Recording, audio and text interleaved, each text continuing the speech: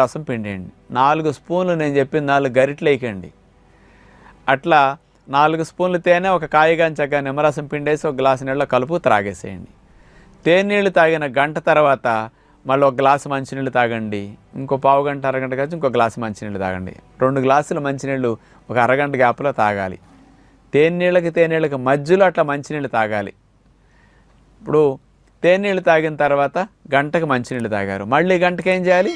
తేనీళ్ళు తాగాలి. ఎగ్జాంపుల్కి మీరు 10 నుంచి మొదలెట్టారు తేనీళ్ళు, 10కి తేనీళ్ళు అయితే 12కి తేనీళ్ళు తాగండి, మళ్ళీ 2కి తాగండి, 4కి తాగండి, మళ్ళీ 6కి తాగండి, లాస్ట్ 8-8:30కి తాగి ఆపేసేయండి.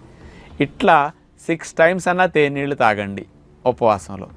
వేసుకున్నప్పుడు 4 స్పూన్లు తేనె ఇట్లా వేసుకుంటే పావు కేజీ తేనె లేకపోతే 200 గ్రాముల తేనె నైట్లోపు అయిపోతుంది అనమాట.